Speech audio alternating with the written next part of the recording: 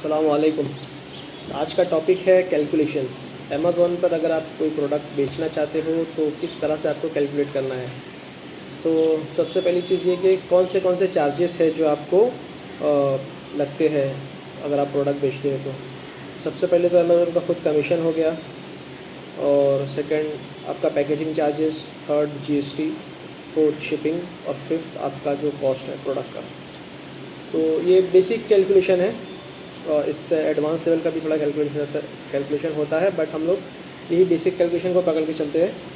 अगर बात करें कमीशन की, तो थोड़ा सी अमेज़ॉन का कमीशन ज़्यादा है as compare to other market places, but again आप कह सकते हैं कि दूसरे मार्केट प्लेसेस के मुकाबले में यहाँ पे आपको जेन्युइन बायर्स भी मिलेंगे और ऑर्डर फ्लो काफ़ी अच्छा मिलेगा, तो जो मेकअप कर देता है इसके कमीशन के ज़्यादा होने वाले पार्ट को। तो अच्छा, यहाँ पे मैं एक बात कहना चाहूँगा कि अब तक मैंने जो कुछ भी कहा है पास्ट के वीडियोस में, और जो आगे कहने वाला हूँ या कहूँगा, तो वो सब कुछ मैंने जो पिछले 7 सालों में सीखा है, मल्टीपल इम्पोर्टर्स, मल्टीपल सेलर्स लोग के साथ में, मैन्युफैक्चरर्स लोग के साथ में काम किया है, अलग अलग अकाउंट्स पे काम किया है, अलग अलग कैटेगरीज़ के अकाउंट पे काम किया है। तो उससे जो कुछ मैंने सीखा है वही मैं अपना पर्सनल एक्सपीरियंस आपके साथ में शेयर कर रहा हूँ। हो सकता है कि 100% मेरी बातें सही ना हो, बट 90% वो फैक्ट्स और रियलिटीज़ के करीब होंगी। हो सकता है मेरी कोई बातें आपको ना समझ में आए, या हो सकता है मैंने जो एक्सपीरियंस किया आपने वो चीज़ एक्सपीरियंस ना की हो एज ए सेलर, बट 90% तकरीबन जो है वो रियलिटीज़ के आसपास होंगी मेरी बातें, जो भी मैं आगे करूँगा या अभी कर रहा हूँ। तो अगर आप कैलकुलेशन करते हैं किसी ग्रोसरी एंड गौरमे कैटेगरी के प्रोडक्ट का, तो वहाँ पे आपको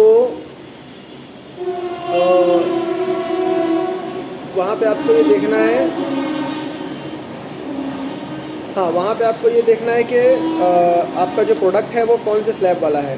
तो जो पहला स्लैब है 499 के अंदर का अगर आप प्रोडक्ट बेचते हैं, तो मान लीजिए अगर उसकी कॉस्ट है 200 रुपीज़, 200 रुपीज़ उसकी कॉस्ट हो गई, 10 रुपया आपका पैकेजिंग का हो गया, और इसके ऊपर तकरीबन 90 रुपीज़, 80% से अगर कैलकुलेट करें जीएसटी, तो वो जीएसटी हो गया। फिर 90 रुपीज़ ही आप अगर आधा किलो के अंदर आपका प्रोडक्ट का वज़न है तो 90 रुपीज़ शिपिंग चार्जेस हो गया उसका, ठीक है। और इसको आप बेचते हैं 499 में, 499 माइनस 499 इक्वल्स टू 109। तो कुछ इस तरह से आपका कैलकुलेशन होएगा कि 90 शिपिंग, 90 जीएसटी, ठीक है, 200 आपके प्रोडक्ट की कॉस्ट, 10 रुपया पैकेजिंग, और कमीशन 50 रुपया, ये हो गया 440। 499 में अगर आप सेल करते हैं तो 60 रुपया तकरीबन आपको इसमें प्रॉफिट होगा। ये आपका नेट प्रॉफिट है। अब अगर यहाँ पे अगर आप इसके अंदर अपना जो एडवर्टीज़मेंट एक्सपेंस है, मान लीजिए आप जो प्रोडक्ट बेचना चाह रहे हैं वो कोई बहुत बड़ा ब्रांड नहीं है, अगर वो न्यूली लॉन्च प्रोडक्ट है, तो फिर डेफिनेटली आपको वहाँ पे पर पीस के ऊपर एडवर्टीज़मेंट एक्सपेंस भी आपको ऐड करना पड़ेगा, बट ये थोड़ा सी एडवांस प्राइसिंग हो जाएगी। यहाँ पे आपको डिपेंड करता है आपका प्रोडक्ट कौन सा है, कौन सी कैटेगरी है, उसका डिमांड कितनी है, सप्लाई कैसा है, वो बेसिस के ऊपर फिर एडवर्टीज़मेंट पर ऑर्डर के ऊपर कितना आपको खर्चा बैठेगा, वो बेस के ऊपर वो कैलकुलेट होगा। उसके लिए प्रोडक्ट को आइडेंटिफाई करना ज़रूरी है। तो ये एक जनरल कैलकुलेशन था। अगर आप कोई नॉर्मल सा प्रोडक्ट बेच रहे हैं ऑलरेडी जो मार्केट में बिक रहा है, आप उसी को बेचना चाहते हैं, रीसेल करना चाहते हैं, तो उसके लिए ये कैलकुलेशन है। तो अगर इसके अंदर आपको कोई सवाल हो तो आप पूछ सकते हैं कमेंट के अंदर, उसका जवाब नेक्स्ट वीडियो में या फिर कमेंट के अंदर ही दे दिया जाएगा। और थैंक यू सो मच।